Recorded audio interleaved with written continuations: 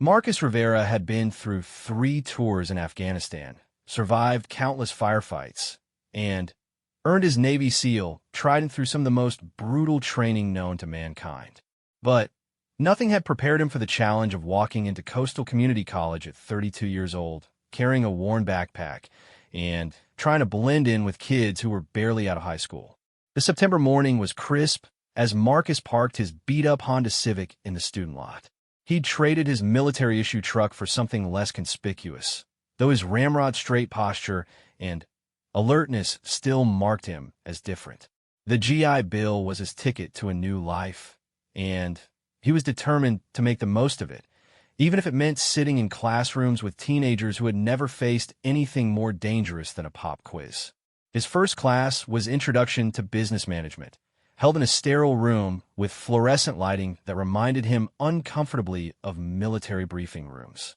Marcus chose a seat in the back corner, positioning himself where he could see all the exits and keep an eye on everyone in the room. Old habits died hard, and in his experience, awareness was the difference between life and death. Students filtered in gradually, most of them absorbed in their phones or chatting quietly with friends. Marcus pulled out a simple notebook and mechanical pencil, eschewing the laptops that seemed standard equipment for his classmates. He'd learned to appreciate the simple, reliable tools that wouldn't fail when you needed them most. The professor, Dr. Sandra Mills, was a middle-aged woman with graying hair and kind eyes. She seemed competent and no-nonsense, qualities Marcus respected. As she began calling roll, Marcus listened to the names and watched faces, automatically cataloging details the way he'd been trained to assess potential threats or allies. Marcus Rivera, Dr. Mills called out. Here, ma'am, Marcus responded, his voice carrying the crisp pronunciation of military training. A few students glanced back at him, and Marcus caught the familiar mixture of curiosity and wariness he'd grown accustomed to. He looked older than most of them, and despite his efforts to dress casually, something about his bearing suggested he wasn't your typical college student. The class proceeded with basic introductions to business principles. Marcus found himself genuinely interested in the material, particularly the sections on leadership and organizational structure. These concepts weren't entirely foreign to him. The military had its own complex hierarchies and management challenges, but seeing them applied to civilian contexts was enlightening. During the break, most students clustered in small groups, but Marcus remained at his desk, reviewing his notes. He was used to being the outsider, and he didn't feel the need to force social connections. His focus was on absorbing as much knowledge as possible. That's when she walked in. Even without looking up, Marcus sensed the change in the room's dynamic. Conversations quieted slightly, and he could feel attention shifting toward the door. When he finally glanced up, he understood why. The young woman entering the classroom was striking, but not in an obvious way. She had shoulder-length blonde hair that caught the harsh fluorescent light, green eyes that seemed to take in everything at once, and an air of confidence that commanded attention without demanding it. She was dressed simply in jeans and a fitted blue sweater, but she moved with the kind of self-assurance that suggested she was accustomed to being the most capable person in the room. What caught Marcus's attention more than her appearance was the way she carried herself. There was something familiar about her posture, a controlled alertness that reminded him of fellow service members. But she looked too young, probably early 20s at most, and her demeanor suggested civilian background. She took a seat 3 rows ahead of Marcus, close enough that he could observe her without being obvious about it. As Dr. Mills resumed the lecture, the newcomer pulled out an expensive-looking laptop and began taking notes with the kind of focused attention that Marcus recognized in himself. The lecture covered competitive advantage and market positioning, topics that resonated with Marcus's military experience. He found himself thinking about how special operations units gained advantages through superior training, equipment, and tactics. The parallels between military and business strategy were more numerous than he'd expected. As the class progressed, Dr. Mills posed questions to engage the students. Most responses were tentative, the kind of half-formed thoughts typical of students still finding their academic voices. But when the blonde woman raised her hand, her answer was different.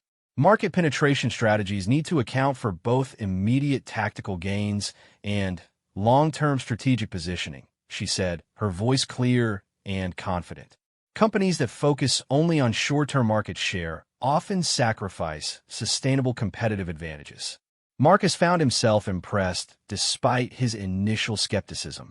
Her answer showed depth of understanding that went beyond the textbook material. There was something about the way she structured her thoughts that suggested analytical training beyond what most college students possessed. Dr. Mills seemed equally impressed. "Excellent point, Miss Thompson. Sarah Thompson." "Thank you, Sarah. That's exactly the kind of strategic thinking that separates successful businesses from those that struggle." Marcus made a mental note of the name. Sarah Thompson. Something about her intrigued him, though he couldn't quite put his finger on what it was. In his experience, people who seemed too polished often had interesting stories behind their facades. The class continued with a discussion of organizational behavior, and Sarah participated actively, offering insights that consistently impressed both the professor and the other students. Marcus noticed that her comments often had a practical edge to them, as if she'd seen these principles applied in real-world situations rather than just reading about them. As the lecture wound down, Dr. Mills assigned the first major project of the semester. Students would work in pairs to analyze a real company's competitive strategy and present their findings to the class. Marcus felt a familiar knot in his stomach. Group projects had never been his strength, partly because he was used to working independently and partly because he often struggled to relate to civilian students. "I'll let you choose your own partners," Dr. Mills announced. "Take a few minutes to pair up, and we'll finalize the arrangements next class." The room immediately buzzed with activity as students turned to friends or classmates they'd already met. Marcus remained in his seat, knowing that his best strategy was to wait and partner with whoever was left over. It wasn't ideal, but it was better than forcing an awkward interaction. He was gathering his things when a shadow fell across his desk. Looking up, he found Sarah Thompson standing beside his chair, her green eyes studying him with an intensity that was both surprising and oddly familiar. "You're the veteran," she said. It wasn't a question. Marcus straightened slightly, automatically shifting into a more guarded posture. "What makes you think that?" Sarah's lips curved in a slight smile. "The way you sit, the way you watch the room, the way you respond to authority. Plus, you're older than most of the students here, and there's something about your bearing that screams military training." Marcus studied her face, looking for signs of mockery or condescension, but found only genuine observation. "And what if I am? Then, you're probably looking for a partner who won't waste your time with drama or half-hearted effort." Sarah shifted her weight slightly, and Marcus caught a glimpse of what looked like a small scar on her wrist, barely visible beneath her sweater sleeve. "I have a proposition." Before Marcus could respond, she continued. "I've already done preliminary research on 3 companies that would make excellent case studies. I have access to industry databases through my previous work, and I'm willing to handle the bulk of the analysis if you can contribute the presentation skills and strategic insights." Marcus raised an eyebrow.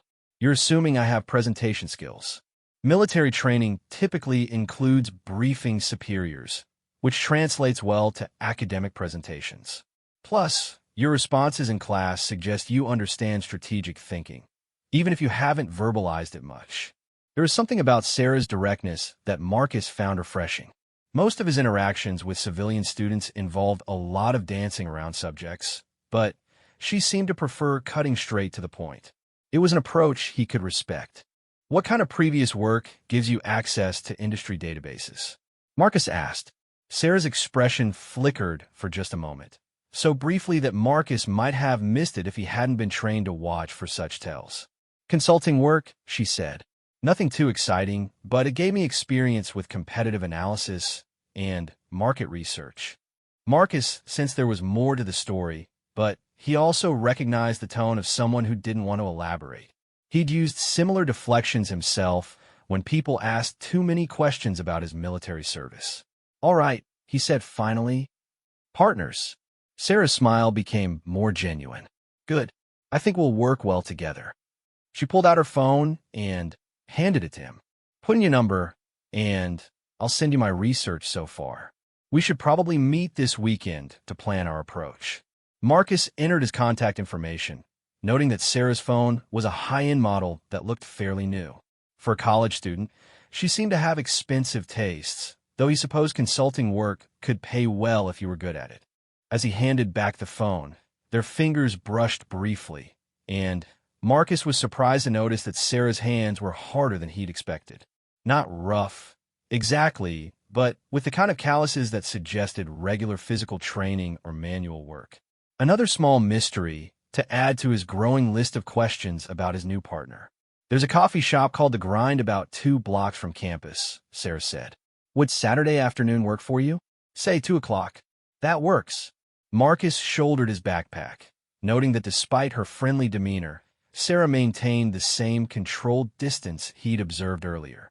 She was being professional and efficient, but she wasn't trying to be his friend, which suited him fine.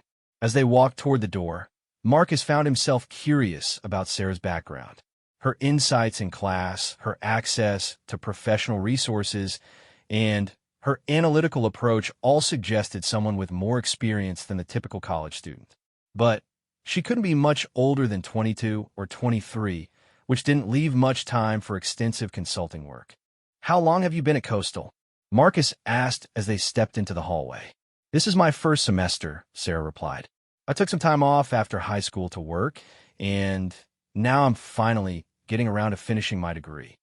It was a reasonable explanation, but something about the way she said it made Marcus think there was more to the story. In his experience, people who were being completely truthful didn't need to add qualifying phrases like "finally," "getting around to." They parted ways at the main entrance, with Sarah heading toward the parking lot and Marcus turning toward his next class. As he walked, Marcus found himself thinking about his new partner. Sarah Thompson was clearly intelligent and capable, probably more so than most of his classmates. But there was something beneath the surface, a complexity that suggested her story wasn't as straightforward as she presented it. In his military career, Marcus had learned to trust his instincts about people. Those instincts had kept him alive through multiple deployments and dangerous missions. Right now, they were telling him that Sarah Thompson wasn't quite what she seemed. That didn't necessarily make her dangerous or untrustworthy, but it made her interesting. And after years of dealing with life and death situations, Marcus found that he welcomed a puzzle that wouldn't get anyone killed. His next class was mathematics for business applications, a subject that Marcus actually enjoyed. Numbers didn't lie, and mathematical principles remained constant regardless of context. Unlike people, equations were predictable and reliable. As he settled into another back corner seat, Marcus found his thoughts drifting back to Sarah. Her comment about his military bearing had been accurate, suggesting she had some familiarity with service members. Her own posture and awareness levels hinted at training of some kind, though not necessarily military. The mathematics professor, Dr. Kim, was an energetic Korean-American man who approached equations with a kind of enthusiasm usually reserved for sports or entertainment. Marcus appreciated the straightforward teaching style and found himself genuinely engaged with the material. During a break in the lesson, Marcus's phone buzzed with a text message from an unknown number. Opening it, he found a message from Sarah. "Attached are the 3 company profiles I mentioned. Let me know which one interests you most, and we can focus our research there. Looking forward to working together." The attached files were comprehensive, each containing several pages of detailed competitive analysis, financial data, and strategic assessment. Marcus was impressed by the depth and quality of the research. This was professional-grade work, far beyond what he'd expected from a college student's preliminary efforts. The first profile covered a mid-sized technology company that had successfully transitioned from hardware to software services. The second analyzed a regional restaurant chain's expansion strategy. The third examined a defense contractor's adaptation to changing government procurement priorities. Marcus found himself drawn to the defense contractor analysis, partly because of his own military background and partly because Sarah's insights into government contracting seemed remarkably sophisticated. Her assessment of how policy changes affected procurement decisions showed understanding that typically came from direct experience rather than textbook study.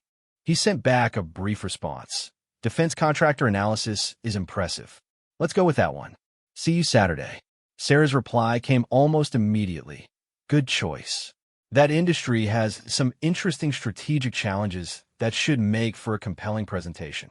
Marcus put his phone away and tried to focus on the remainder of the mathematics class, but he found his mind wandering back to his mysterious partner. The quality of her research, her apparent familiarity with defense contracting, and her analytical approach all suggested someone with more experience than she'd admitted. In the military, Marcus had learned that operational security was crucial. People with sensitive backgrounds often maintained careful cover stories to protect themselves and their work. It was possible that Sarah had reasons for being vague about her previous experience, reasons that had nothing to do with deception and everything to do with discretion. As the class ended, Marcus decided that he would respect Sarah's privacy while remaining alert to any red flags. If she was maintaining operational security, that was her business. If she was hiding something more problematic, his instincts would eventually pick up on it. The walk back to his car gave Marcus time to reflect on his first day as a college student. It had been different from what he'd expected, more engaging and less alienating than he'd feared. His classmates seemed decent enough, his professors appeared competent, and his partnership with Sarah Thompson promised to be both productive and intellectually stimulating. As he drove home to his small apartment, Marcus allowed himself to feel cautiously optimistic about this new chapter in his life. The transition from military to civilian life had been challenging, filled with moments of doubt and difficulty adjusting to a world where split-second decisions weren't matters of life and death. But maybe, just maybe, he was starting to find his place in this new environment. And if Sarah Thompson turned out to be as capable a partner as her initial research suggested, this business management class might actually be enjoyable rather than just educational. Marcus pulled into his parking spot and gathered his materials, already looking forward to Saturday's meeting. He had a feeling that working with Sarah was going to be more interesting than he'd anticipated, and after years of military routine, a little intellectual stimulation would be a welcome change. What Marcus didn't realize as he climbed the stairs to his apartment was that Sarah Thompson was having very similar thoughts about him.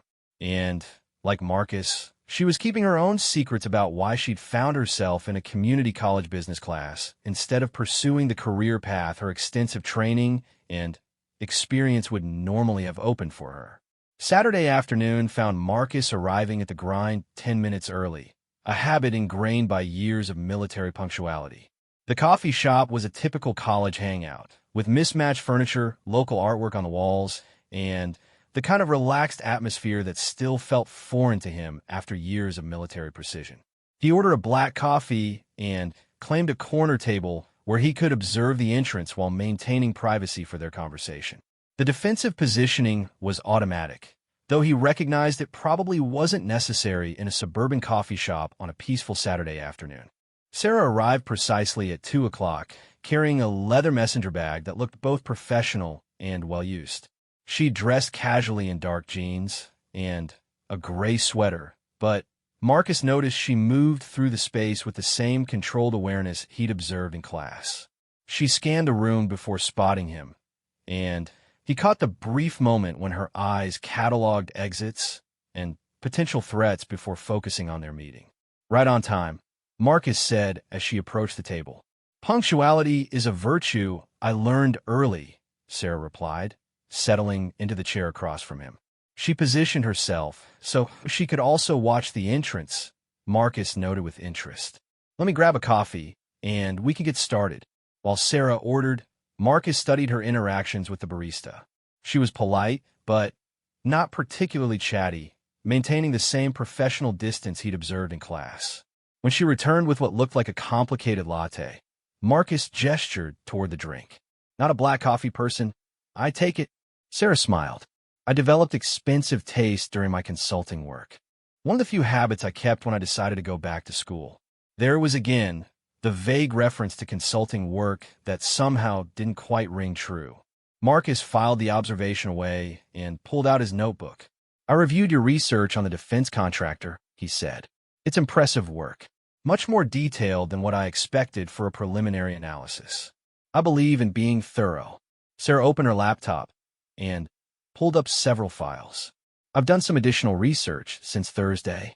The company we're analyzing is Meridian Defense Solutions. They're a mid-sized contractor that specializes in logistics and support services rather than weapons manufacturing. Marcus leaned forward, immediately interested. Logistics and support were the backbone of military operations, often more crucial than the high-profile combat systems that got media attention. What's their primary customer base? Primarily U.S. military, with some NATO contracts and a growing civilian emergency management division. Sarah's fingers flew across the keyboard as she pulled up financial documents. They've been successful because they focus on reliability and adaptability rather than trying to compete with the major defense giants on big-ticket items. Smart strategy, Marcus said. In my experience, the units that kept everything running smoothly were often more valuable than the ones with the fanciest equipment. Sarah glanced up from her laptop, and Marcus caught something in her expression, a flicker of genuine interest rather than polite academic engagement. What was your role? If you don't mind me asking. Marcus considered how much to share. His military service wasn't classified, but he learned to be cautious about discussing details with civilians who might not understand the realities of military operations. Navy SEALs, he said simply. 3 tours in Afghanistan, mostly training local forces and conducting precision operations. Sarah's fingers paused over her keyboard, and Marcus saw something shift in her posture. When she looked up again, there was a new quality to her attention, something that felt like professional recognition rather than civilian curiosity. That explains the situational awareness and tactical thinking, she said. SEALs have a reputation for adapting quickly to changing conditions, which should be useful for analyzing business strategy. Her response was knowledgeable without being intrusive, suggesting familiarity with military culture without prying for details. Marcus found himself relaxing slightly. Sarah Thompson might be keeping secrets, but she seemed to understand boundaries and professional discretion. What about your consulting background? Marcus asked. What kind of analysis did you do? Sarah was quiet for a moment, and Marcus recognized the pause of someone carefully choosing their words. Risk assessment and operational efficiency, she said finally. I worked with organizations that needed to adapt their procedures to changing threat environments. The phrasing was interesting. Threat environments wasn't typical business consulting terminology. It suggested experience with security-related work, possibly government or corporate security consulting.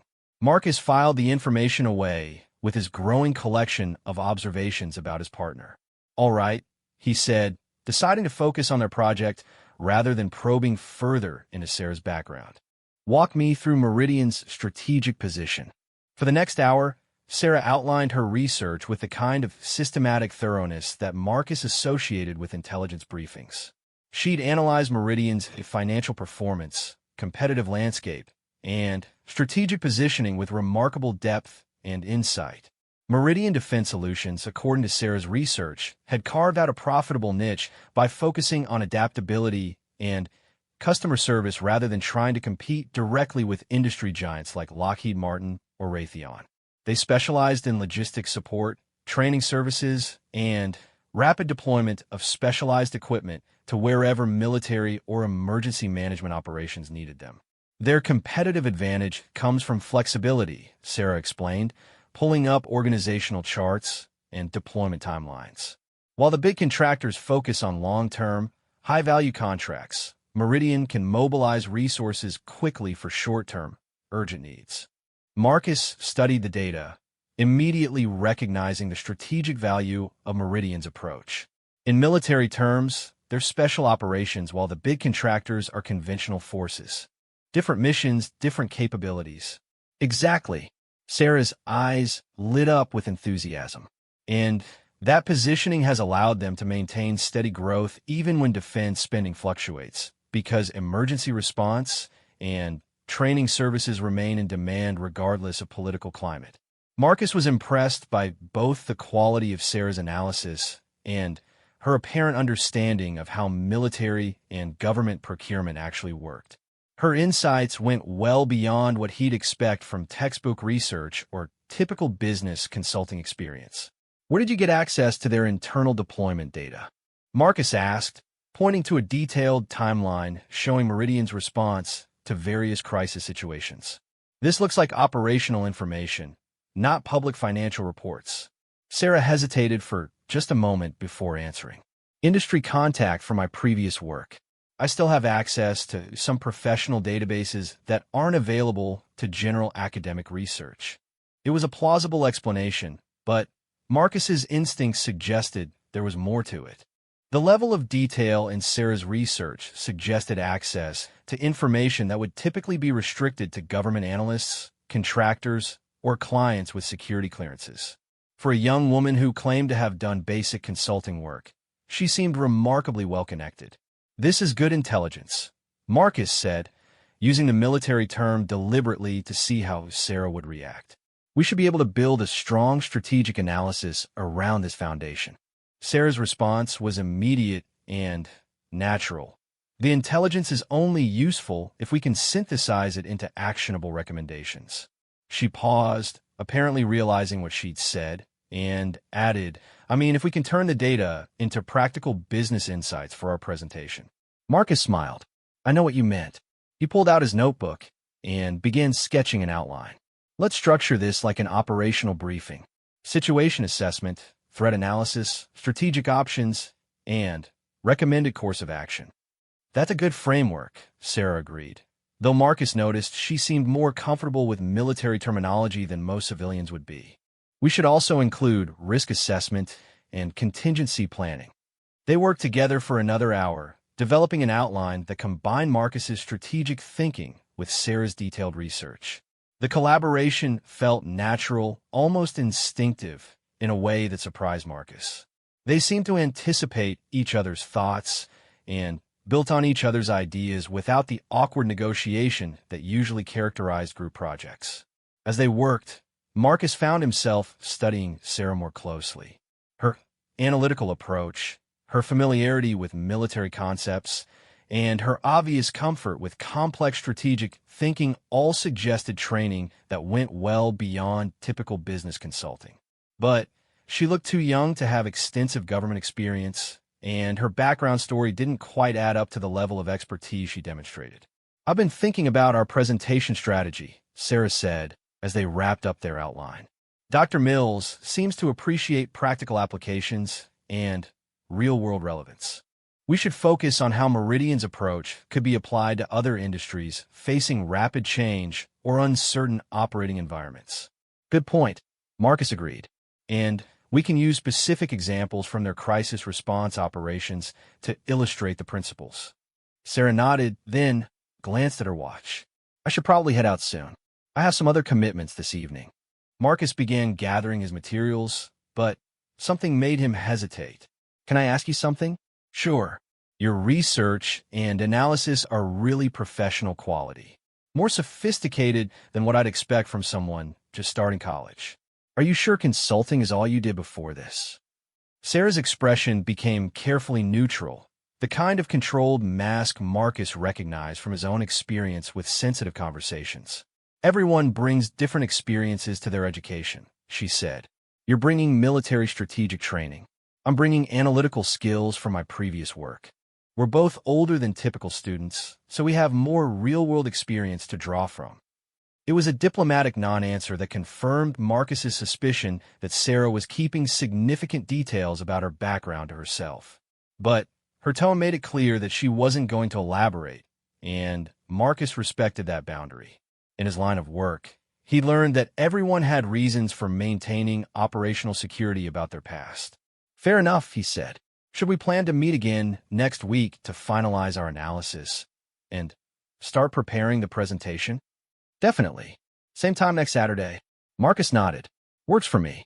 As they walked toward the exit, Marcus found himself curious about Sarah's other commitments for the evening. She'd mentioned them casually, but something about her tone suggested they were more significant than social plans or part-time work. Outside the coffee shop, they discovered their cars were parked near each other. Sarah drove a dark blue sedan that was both nondescript and well-maintained, the kind of vehicle that wouldn't attract attention but would be reliable and capable. Marcus noticed it had tinted windows and what looked like aftermarket security features, though he couldn't be sure from a distance. Good meeting today, Sarah said as they reached her car. I think we're going to produce something really strong. Agreed. Your research is going to make the difference between a good presentation and an excellent one. Sarah smiled, but Marcus caught something in her expression that looked almost like sadness. It's nice to have a project where I can use my skills for something positive, she said quietly. Before Marcus could ask what she meant, Sarah had unlocked her car and slid into the driver's seat. She drove away with the kind of smooth precision that suggested advanced driving training, leaving Marcus standing beside his own vehicle with more questions than answers.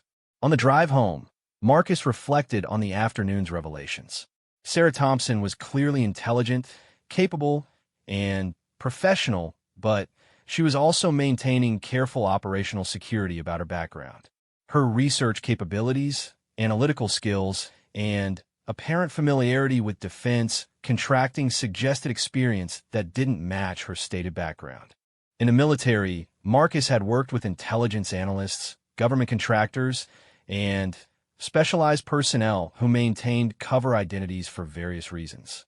Some were protecting classified work, others were transitioning between sensitive assignments, and a few were dealing with personal security concerns related to their previous roles. Sarah's behavior reminded him of someone in transition, possibly moving away from government or contractor work and trying to establish a new identity in civilian academia. If that were the case, her vagueness about her background would be perfectly understandable and entirely legitimate. Marcus decided that unless Sarah's secrets posed a direct threat to their project or to other students, he would respect her privacy and focus on their academic collaboration. He had his own reasons for being cautious about sharing personal information, and he understood the value of maintaining professional boundaries. Back at his apartment, Marcus pulled up his laptop and began reviewing Sarah's research files more carefully. The more he studied her work, the more impressed he became. Her analysis of Meridian Defense Solutions was comprehensive, insightful, and demonstrated understanding of both business strategy and government procurement that would typically require years of direct experience. One detail in particular caught his attention. Sarah's assessment of how policy changes affected contractor operations included references to specific legislative amendments and procurement regulation updates that were quite recent. She wasn't just drawing from general knowledge or textbook material. She was tracking current developments in real time. Marcus pulled up his own research on Meridian and began cross-referencing Sarah's findings with publicly available information. Everything checked out, but some of her insights into the company's operational procedures and strategic planning suggested access to information that wouldn't normally be available to outside researchers. As he worked, Marcus found himself thinking about Sarah's comment as they'd left the coffee shop. It's nice to have a project where I can use my skills for something positive. The phrasing suggested that her previous work might have involved situations she found morally ambiguous or personally challenging. In Marcus's experience, that kind of sentiment was common among people transitioning out of high-stress, high-stakes careers where the greater good sometimes required difficult individual choices. Intelligence work, corporate security, government contracting, and military operations all involve situations where skilled professionals had to balance competing priorities and live with the consequences of their decisions. If Sarah was dealing with that kind of transition, Marcus could certainly relate. His own move from active duty to civilian life had been challenging, partly because of the difficulty in finding meaningful work that utilized his skills without requiring him to compromise his values. Marcus spent the rest of the evening developing their presentation outline and researching additional background information on defense contracting trends. By the time he went to bed, he was confident that their project would be one of the strongest in the class, thanks largely to Sarah's exceptional research capabilities. What Marcus didn't know, as he drifted off to sleep, was that Sarah Thompson was spending her Saturday evening in a secure government facility, participating in a classified debriefing session that would determine whether she could safely maintain her new civilian identity or whether her previous work had created threats that would follow her into her academic life. The story she'd told Marcus about consulting work wasn't entirely false, but it was a significant oversimplification of a career that had involved much higher stakes and much more dangerous situations than business analysis. And while she genuinely enjoyed working with Marcus on their project, she was beginning to realize that maintaining her cover story was going to be more challenging than she'd anticipated, especially with a partner who clearly had the observational skills and operational experience to recognize when someone wasn't being entirely truthful about their background. The next week would bring new challenges for both of them, as external pressures began to threaten the careful balance they'd established between professional collaboration and personal privacy. And when those pressures finally forced Sarah to make a choice between maintaining her cover and protecting Marcus from the consequences of her past, she would discover that her Navy SEAL partner had been keeping a few secrets of his own. The week following their coffee shop meeting passed quietly, with Marcus and Sarah exchanging efficient text messages about their research progress and presentation preparation. Marcus found himself looking forward to their Thursday class more than he expected, partly because of their collaborative project, and partly because Sarah's analytical insights consistently elevated the classroom discussions. Thursday's lecture focused on crisis management and organizational resilience, topics that resonated deeply with Marcus's military experience. Dr. Mills presented several case studies of companies that had successfully navigated major disruptions, and Marcus found himself mentally comparing the business examples to military operations he'd participated in. When Dr. Mills opened the floor for discussion, Sarah was among the first to raise her hand. The common factor in successful crisis management seems to be preparation for scenarios that seem unlikely but would have catastrophic consequences, she said. Organizations that survive major disruptions are usually the ones that have developed contingency plans for events they hope never to face. Marcus nodded in agreement. In military terms, it's the difference between units that train for the mission they expect and units that train for the mission they might get. Adaptability and preparation for worst-case scenarios often determine survival. Dr. Mills looked pleased with the exchange. Exactly. Both military and business organizations need to balance efficiency with resilience. Can you elaborate on how that balance is achieved in practice? Marcus and Sarah exchanged a quick glance, and Marcus gestured for her to continue.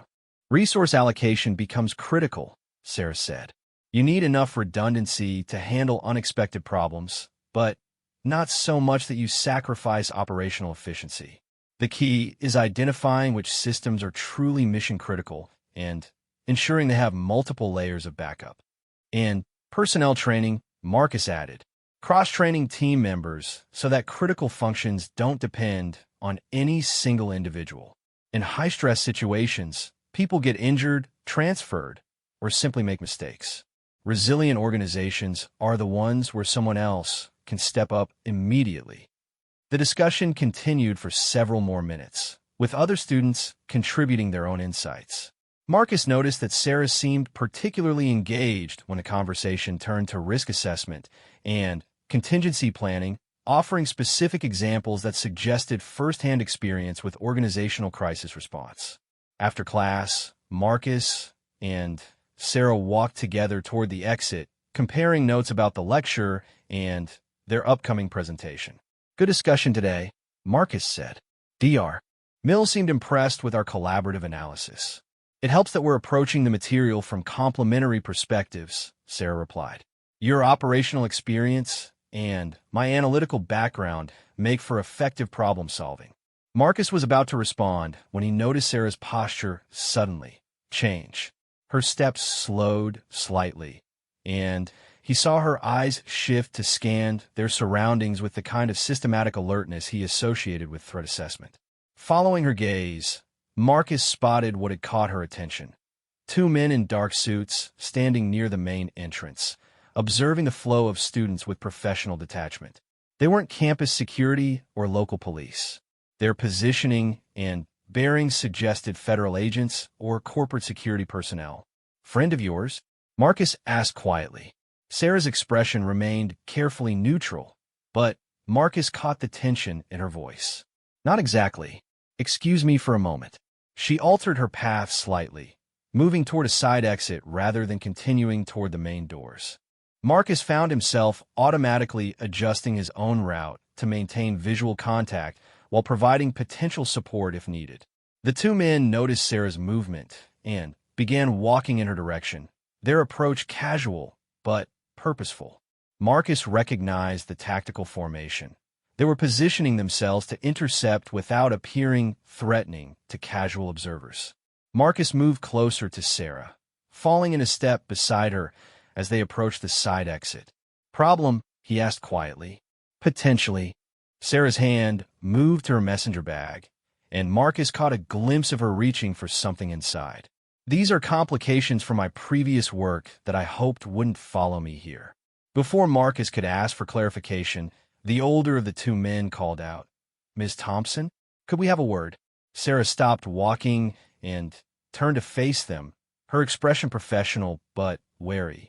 Marcus positioned himself slightly behind and to her left, where he could observe both men while maintaining freedom of movement.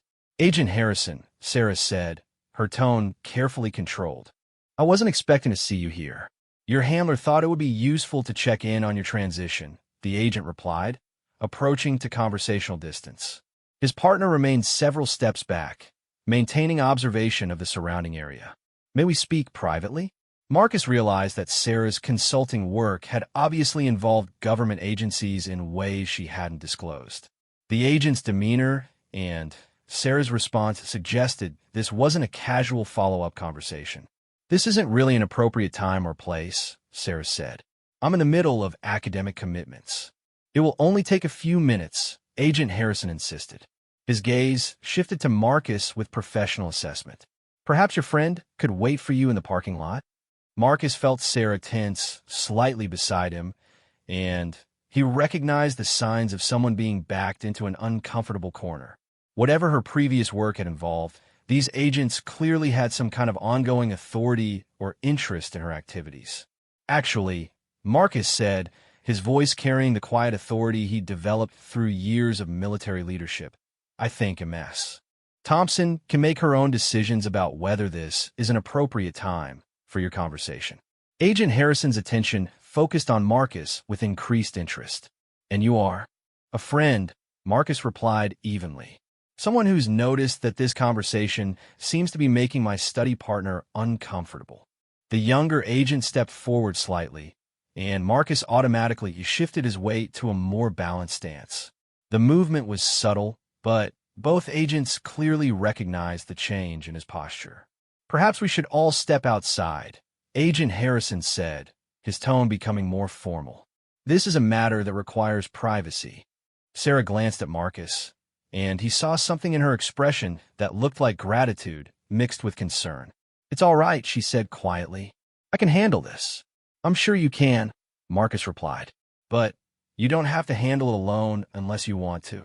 Agent Harrison looked between them with growing irritation. "Mr. Rivera. Marcus Rivera. Mr. Rivera, this is official business that doesn't concern you." Marcus smiled, but the expression didn't reach his eyes. "Actually, anything that affects my project partner's ability to focus on our academic work does concern me. And right now, your approach seems to be causing stress that could impact our presentation next week." The younger agent moved his hand slightly closer to his jacket, a gesture that Marcus recognized immediately. His own posture shifted in response, becoming more alert while remaining outwardly relaxed. "Gentlemen," Sarah said, her voice cutting through the rising tension, "perhaps we could schedule a more appropriate time for this conversation. I'm available this evening after 7. Agent Harrison studied Sarah's face, clearly weighing his options. "Very well.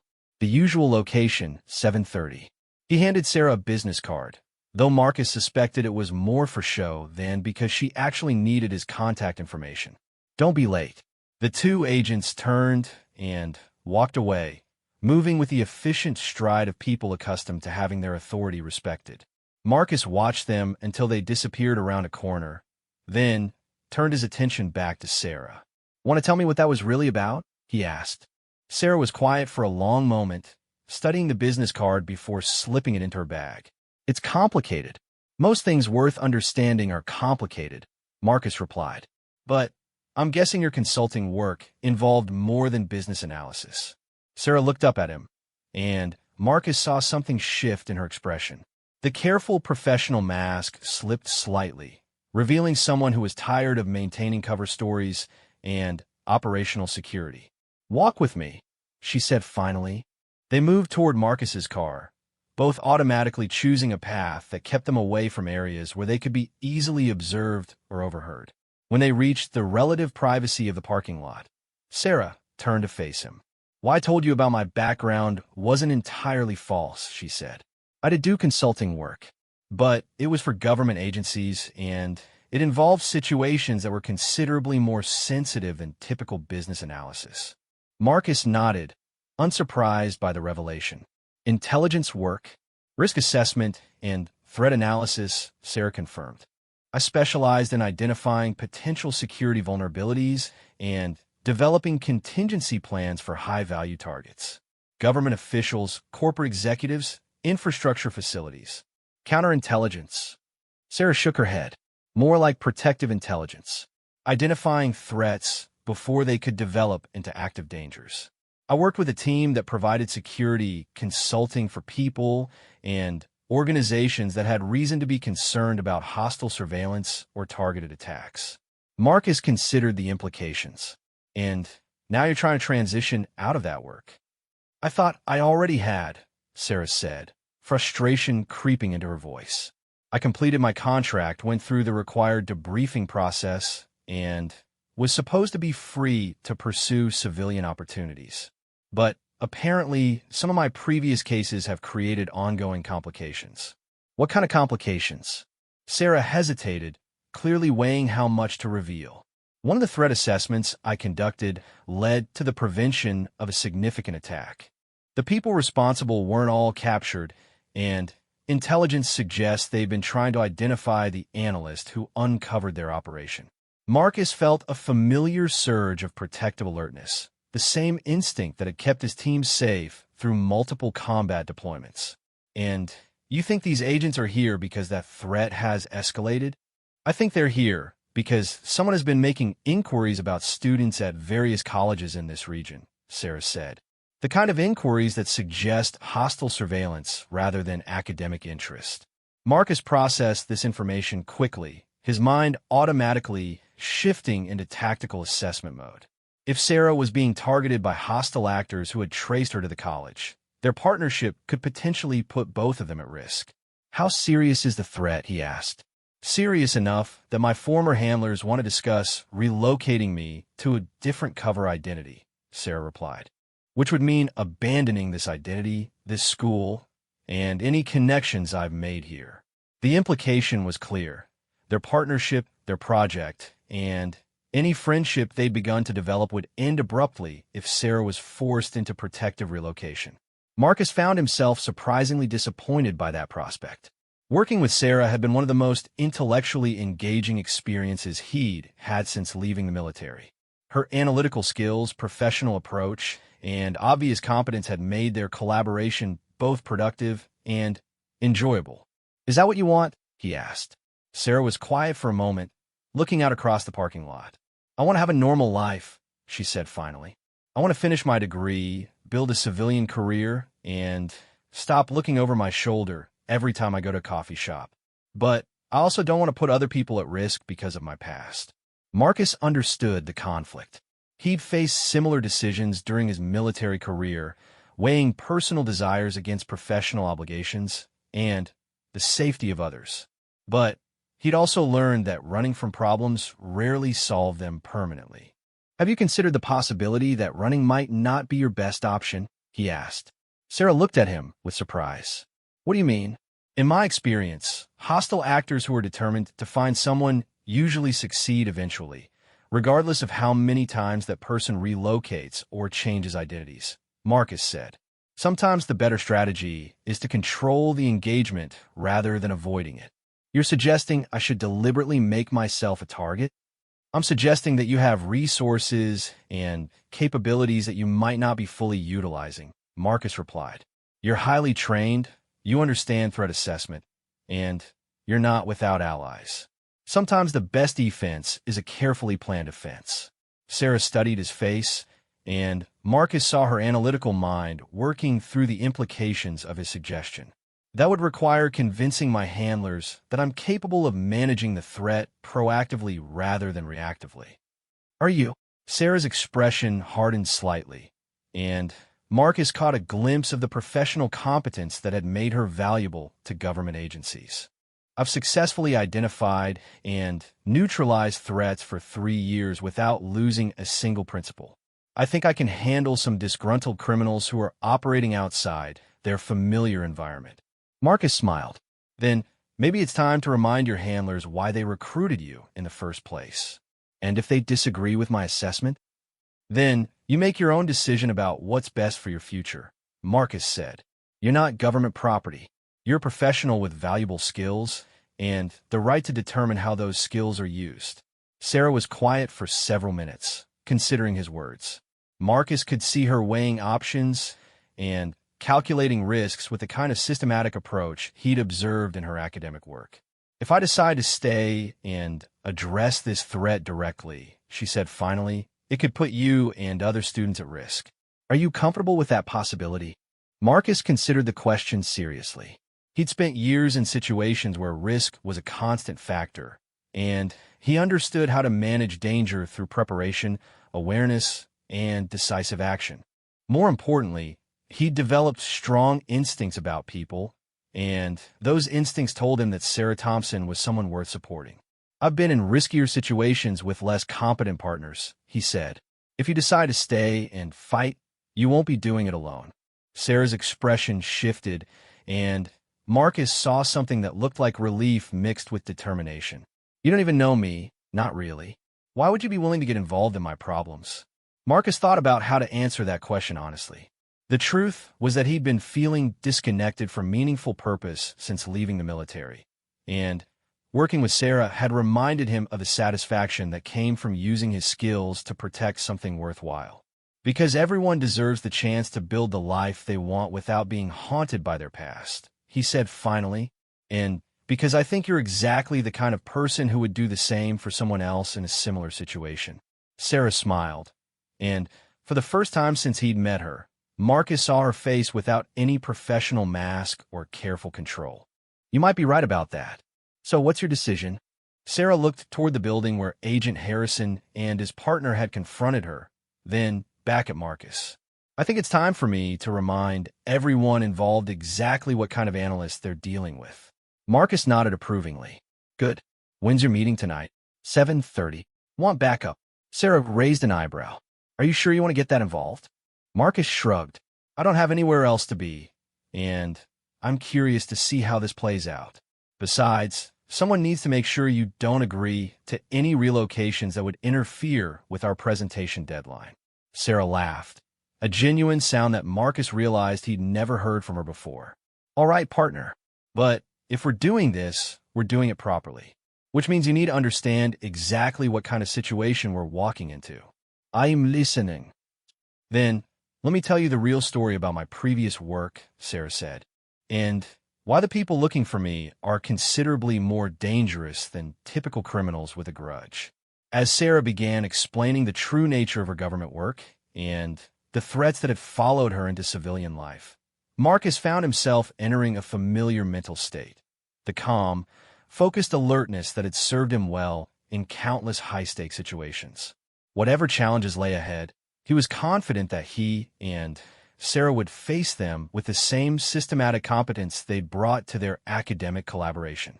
What Marcus didn't yet realize was that Sarah's situation was about to become significantly more complicated, and that their partnership was about to be tested in ways that would require every bit of their combined training and experience to survive. The abandoned warehouse that served as the meeting location was exactly the kind of place Marcus had expected: isolated, multiple exit routes, and situated where surveillance could be maintained without drawing attention from civilian traffic. As he and Sarah approached the building at 7:20, Marcus automatically cataloged the tactical features of their environment. "Your handlers certainly know how to pick atmospheric meeting spots," he said quietly as they walked toward the main entrance. "They prefer locations where they can control all the variables," Sarah replied, "and where any conversation is guaranteed to be private." Marcus noticed that Sarah moved differently now than she had during their academic interactions. Her posture was more alert, her scanning of the environment more systematic, and her overall bearing suggested someone who was fully engaged with a potentially dangerous situation. This was Sarah Thompson, the intelligence analyst, not Sarah Thompson, the college student. "How do you want to play this?" Marcus asked as they reached the entrance. "Let me take the lead initially," Sarah said. "These are my former colleagues, and I understand their priorities and pressure points. But if the conversation becomes adversarial, feel free to contribute your perspective." They entered the warehouse through a side door that had been left unlocked for their arrival. The interior was largely empty, except for a small area near the center where portable lighting had been set up around a basic table and chairs. Agent Harrison and his partner were already present, along with a third person Marcus didn't recognize, a woman in her 40s with graying hair and the bearing of senior government authority. "Ms. Thompson," the woman said as they approached, "thank you for coming. I'm Deputy Director Walsh from the agency that coordinated your previous assignments." Sarah nodded politely. "Deputy Director, I wasn't expecting senior leadership to be involved in what Agent Harrison described as a routine check-in."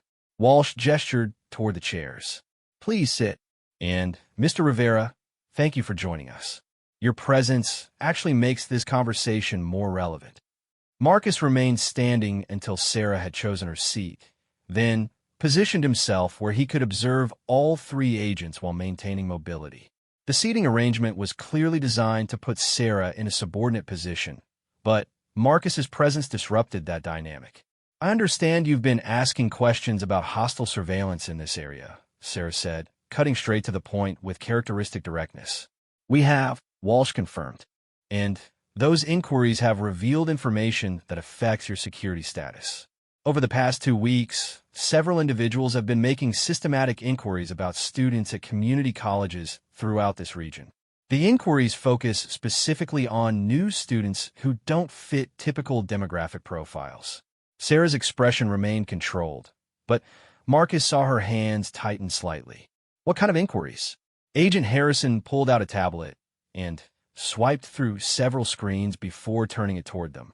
These photographs were taken at 4 different colleges within a 50-mile radius.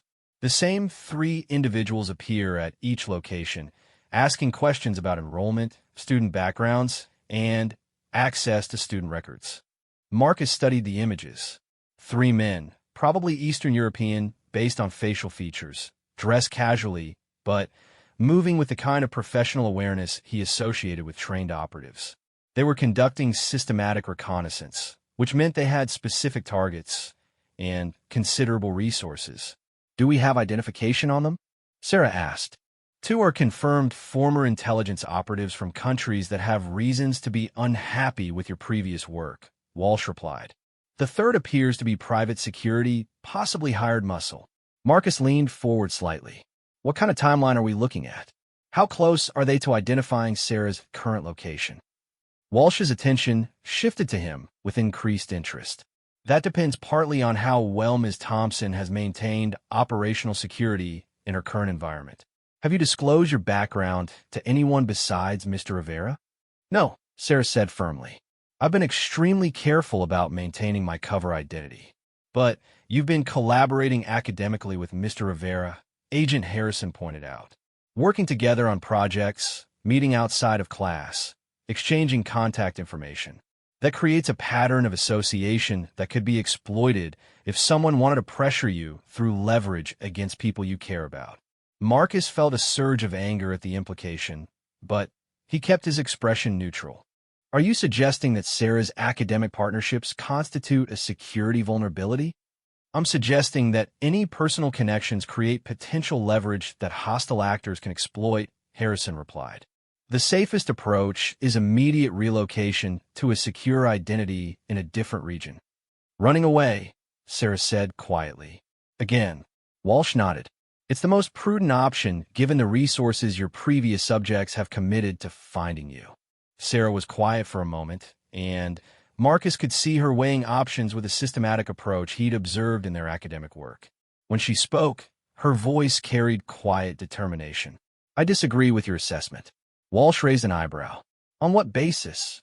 You're treating this as a defensive problem when it could be approached as an offensive opportunity, Sarah said. These operatives are working outside their familiar environment, probably with limited local support and resources. They're vulnerable in ways they wouldn't be on their home territory. You're suggesting we use you as bait, Agent Harrison said flatly.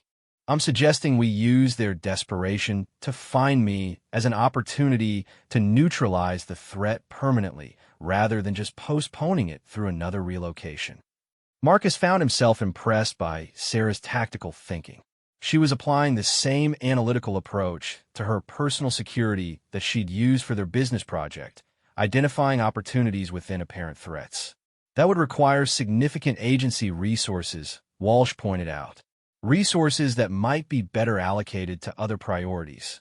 Actually, Marcus interjected, it might require fewer resources than you think if the operation is planned properly. All three agents turned their attention to him with increased interest. Walsh leaned forward slightly. Go on, she said. Marcus had been thinking about the tactical situation while listening to their conversation, automatically applying lessons learned from countless special operations missions. 3 operatives working systematic reconnaissance suggests they're planning a grab operation rather than immediate elimination. They need Sarah alive and cooperative to get whatever information they're after, which means they'll try to isolate and capture rather than attack, Sarah added, following his logic. And that gives us opportunities to control the engagement. Walsh looked between them with growing interest. You're proposing to deliberately expose Ms. Thompson to capture?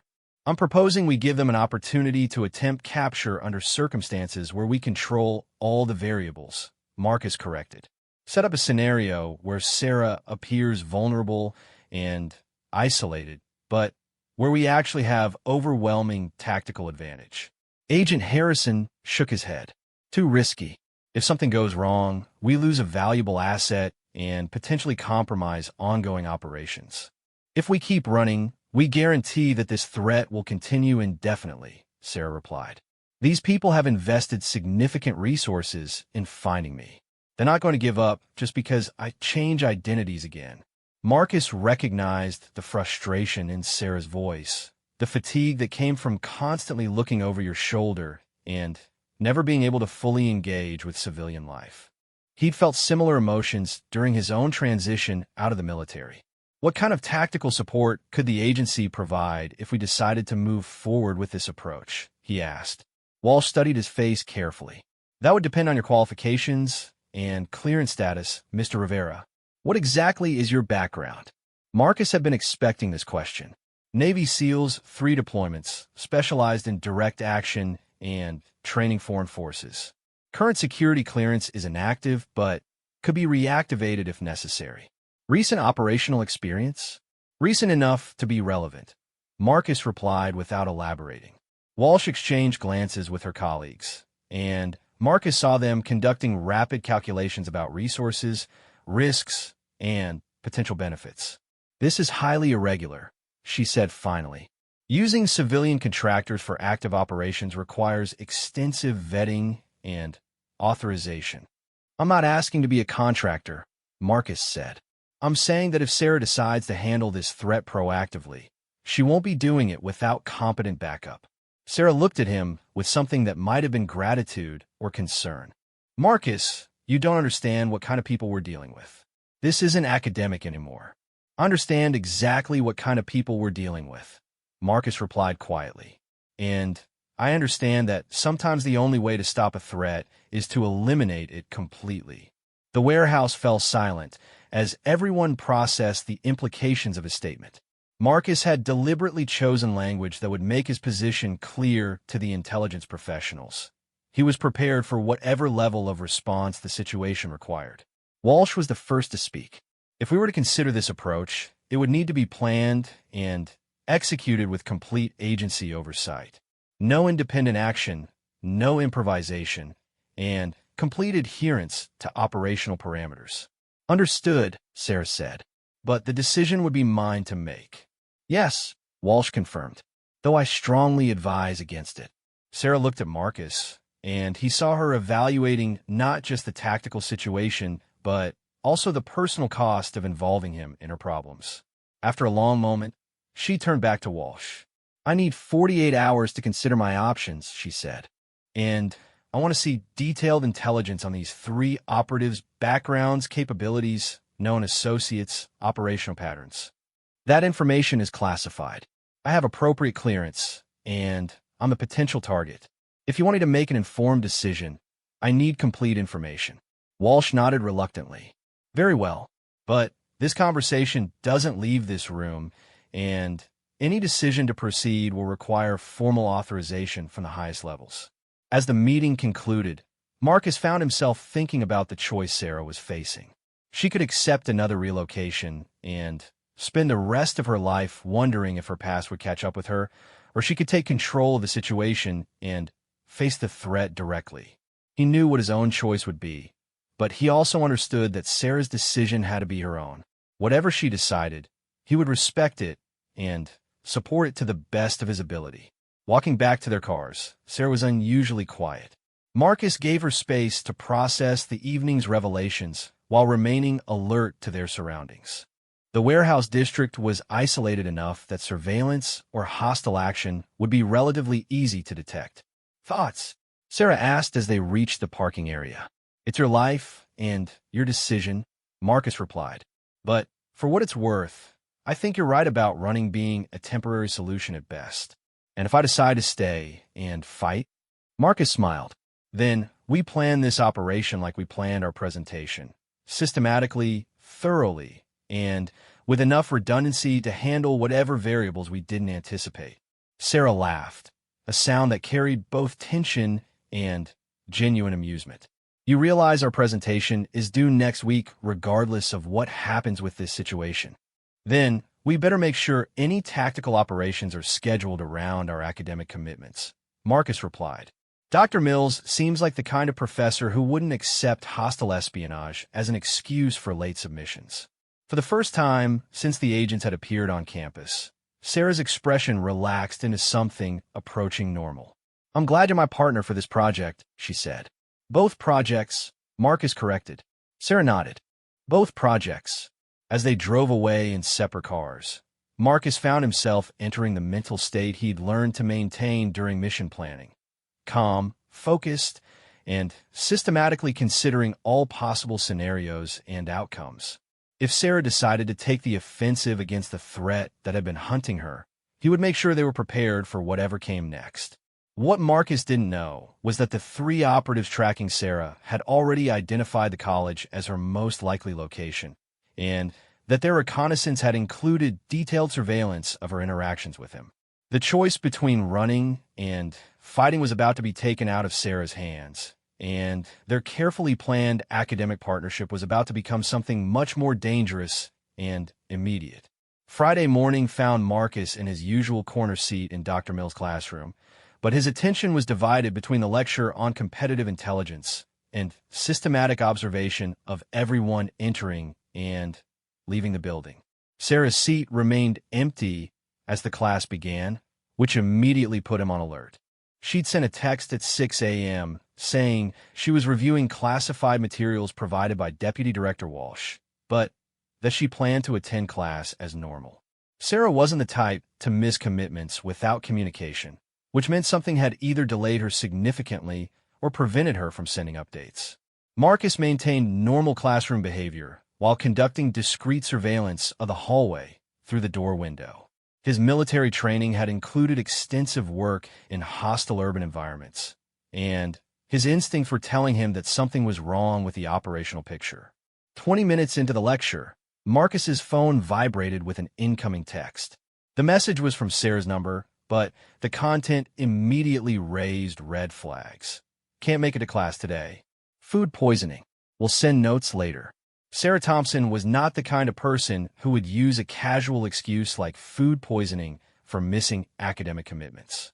More importantly, the message lacked the precise communication style that characterized all of her previous texts. Someone else was using her phone. Marcus raised his hand. Dr. Mills, I'm not feeling well. May I be excused? Dr. Mills nodded with concern. Of course. Feel better, and make sure you get notes from a classmate.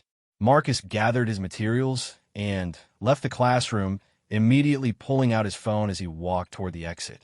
He called Sarah's number, knowing it wouldn't reach her, but wanting to confirm his suspicions. Hello. The voice that answered was male, accented, and unfamiliar.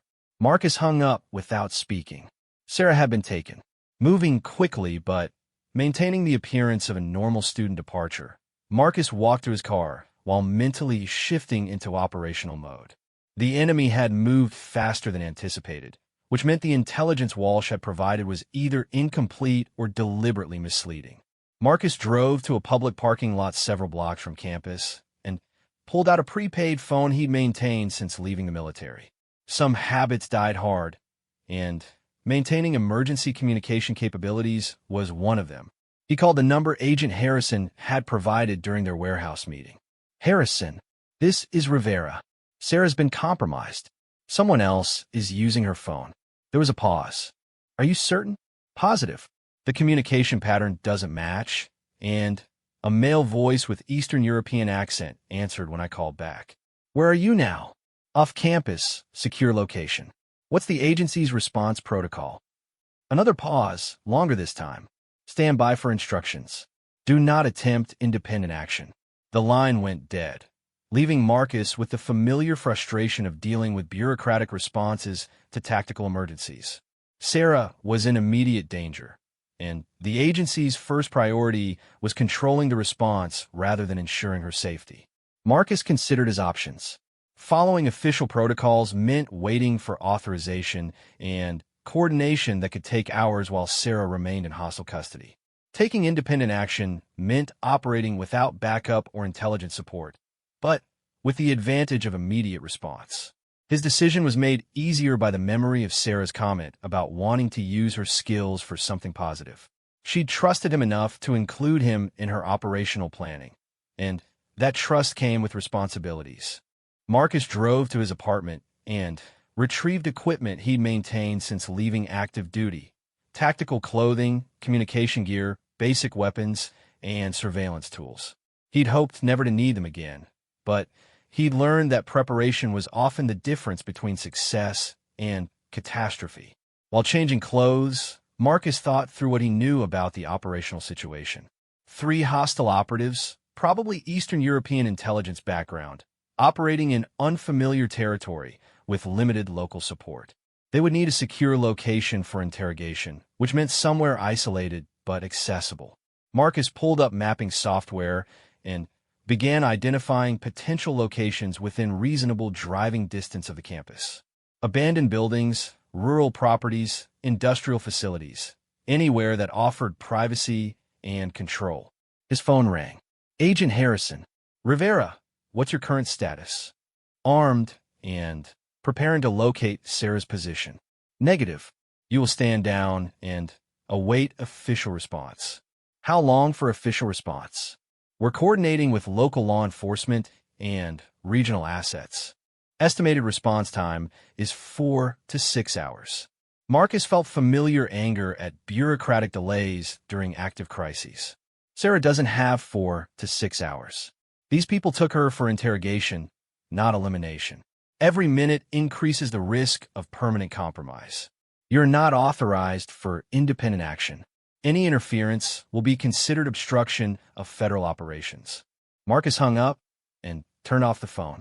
He'd faced similar situations during military service, where official channels moved too slowly to address immediate threats.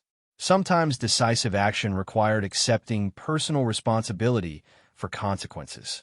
Marcus finished his equipment check and headed toward his car. Finding Sarah would require systematic searching of potential locations, something that would be much easier with intelligence support, but not impossible without it. As he drove toward the first potential location, Marcus found himself thinking about Sarah's analytical approach to problems.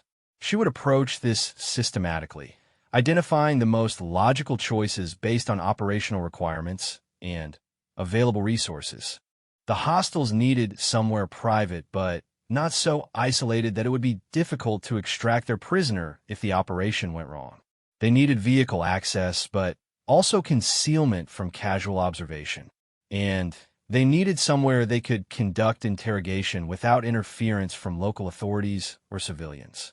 Marcus's first stop was an abandoned manufacturing facility that met most of these criteria. The parking lot was empty and showed no signs of recent vehicle traffic, but Marcus conducted a careful perimeter check before moving on to the next location. The second location was a rural property with an old farmhouse and outbuildings. Again, no signs of recent activity, but Marcus noted the location for potential follow-up if his other leads proved unsuccessful. The third location was a small industrial complex that had been partially abandoned after the local economy shifted. Several of the buildings appeared vacant, but Marcus noticed fresh tire tracks in the gravel parking area. Marcus parked several hundred yards away and approached on foot, using trees and terrain for concealment. The complex consisted of 4 buildings arranged around a central courtyard, with loading docks and vehicle access that would allow for discreet arrivals and departures.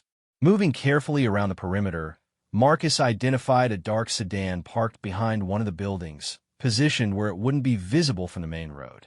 The vehicle matched the description of cars the hostile operatives had been using during their reconnaissance. Marcus pulled out compact binoculars and settled into a concealed observation position where he could watch the building for several minutes. He needed to confirm Sarah's presence before taking any action that might compromise her safety. After 20 minutes of observation, Marcus saw movement in one of the upper floor windows. A figure moved past the opening quickly, but it appeared to be female with blonde hair. Sarah. Marcus checked his watch. She'd been missing for approximately 3 hours, which meant interrogation was probably in progress. He needed to act quickly, but carefully. Moving closer to the building, Marcus identified multiple entry points and escape routes.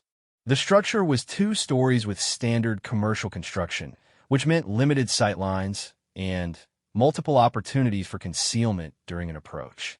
Marcus circled to the rear of the building and found a service entrance that appeared to be unlocked. Before entering, he sent a brief text to Agent Harrison's number, located target. Moving to secure asset. Coordinates 42.3601 symbol stopnia N, 71.0589 symbol stopnia W. Then he turned off his phone and entered the building. The interior was partially gutted with exposed wiring and ductwork that provided both concealment and noise discipline challenges. Marcus moved carefully through the ground floor, identifying the staircase and listening for voices or movement from above. He heard Sarah before he saw her. Her voice was controlled but strained, answering questions with the kind of careful responses that suggested she was managing information flow even under duress. The analysis was based on standard intelligence products, Sarah was saying. Nothing that wasn't available through normal channels. A male voice with accented English responded. You identified operational patterns that suggest access to classified surveillance data. How did you obtain this information? Marcus crept closer to the staircase, using the ambient noise from heating systems to mask his movement. Sarah was being interrogated about her previous work, which meant they wanted intelligence rather than revenge. That was both good and bad, They needed her alive and functional, but they would escalate pressure to get the information they wanted. Moving up the stairs required careful attention to creaking floorboards and sight lines from the upper level. Marcus took several minutes to reach the second floor, where he could hear the conversation more clearly. The threat assessment accurately predicted our operational timeline, another voice was saying. This suggests either inside information or analytical capabilities that exceed what government contractors normally possess. I'm good at my job, Sarah replied simply. That's why the agency recruited me, and why you're wasting time with questions that don't have the answers you want. Marcus positioned himself where he could observe the interrogation through a partially open door. Sarah was seated in a chair in the center of a largely empty room, with her hands secured behind her back. 3 men were present, 2 conducting the questioning while the third maintained observation near the single entrance. The tactical situation was challenging but not impossible. 3 hostiles with unknown weapon status, 1 friendly in potential crossfire zone, limited room for maneuver. Marcus would need to neutralize all 3 quickly and simultaneously to prevent harm to Sarah. Marcus checked his equipment and prepared for rapid action. His approach would be direct and overwhelming, designed to shock the hostiles into surrender rather than prolonged combat that might endanger Sarah. Taking a deep breath, Marcus stepped through the doorway with his weapon drawn and trained on the nearest hostile. "Nobody move," he said quietly. The 3 men turned toward him with professional alertness, but Marcus had positioned himself where he could maintain sight lines on all of them while using the doorframe for cover. Weapons on the ground. Slowly, Marcus continued. Any aggressive movement results in immediate response. The man nearest Sarah began reaching toward his jacket, and Marcus immediately shifted his aim. "Don't!" The hostile froze, recognizing the tone of someone prepared to follow through on threats. "Marcus," Sarah said quietly, "the one by the window has a concealed weapon, left side. The leader is carrying something in his right pocket that might be a knife or small firearm." Marcus smiled grimly. Even under interrogation, Sarah was conducting tactical assessment and providing intelligence support. "All of you face down on the floor, hands visible," Marcus commanded. "Now!" The 3 men hesitated, clearly calculating their chances of overcoming a single opponent. Marcus helped their decision-making by placing a precision shot into the wall 6 inches from the nearest man's head. "Next shot won't miss," he said. All 3 men dropped to the floor with their hands extended. Marcus moved quickly to secure their weapons while maintaining sight lines and ready response capability. He found 2 pistols and a combat knife, plus zip tie restraints and other interrogation equipment. "Sarah, you injured?" Marcus asked as he worked. "Bruised but functional," she replied. They were more interested in information than physical intimidation. Marcus used the hostiles' own restraints to secure them, then moved to free Sarah. Her hands were secured with professional-grade zip ties that required cutting rather than simple release. "How did you find me?" Sarah asked as Marcus worked on her restraints. "Systematic searching of logical locations, plus the fact that you would never miss class for food poisoning," Marcus replied. "These guys don't understand academic priorities." Sarah smiled, though Marcus could see the strain of the past several hours in her expression. "What's our extraction plan?" "Walk out the front door and drive away," Marcus said, "unless you have other preferences." "I want to question them first," Sarah said, rubbing circulation back into her hands. "They know things about the threats against me that Walsh's people haven't shared." Marcus considered the request. Conducting their own interrogation would provide valuable intelligence, but it would also delay their departure from a potentially compromised location. 5 minutes, he decided. Then we